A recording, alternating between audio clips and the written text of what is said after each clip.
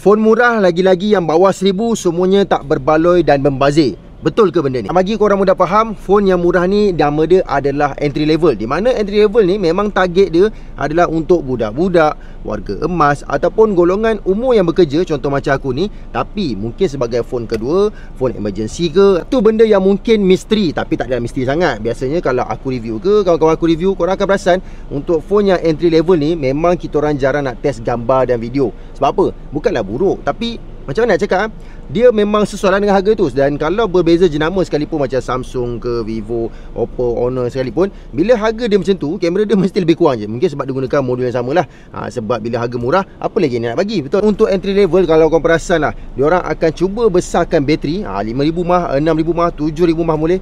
Charging tu okey lah, tapi taklah selaju macam flagship yang sampai 80 watt. Dia boleh dengar lah kan, 33 watt ke kan, 15 watt ke, 18 watt ke. Untuk performance gaming lah, okey. Untuk harga yang macam ni memang diorang akan pakai chipset yang lama lah. Bukan chipset yang tak bagus, tapi yang lama, contoh macam MediaTek Helio ke, Unisoc ke, Snapdragon 400 series ke. Chipset yang dah 2 tahun, 3 tahun lepas, dia pakai balik dalam entry level. Kau perasan sekarang ni ada beberapa jenama yang mengatakan dia lasak, kuat, hebat.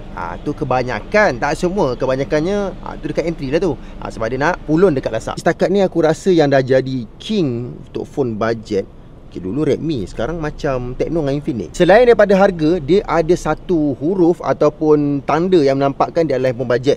Biasanya jenama yang bagilah. Contoh macam Realme ada huruf C, okey. Untuk Oppo, A tak silap aku, Oppo huruf A. Lepas tu Vivo ada huruf Y. Sejujurnya lah, aku sarankan kalau ada bajet lebih sikit, lebih baik elakkanlah entry level ni. Korang masuk ke mid range. Sebab apa? Dia lagi berbaloi. Nak tahu tak mid range tu macam mana? Like, comment, share, repost. Kita sambung dekat video lagi satu. Bajet-bajet je.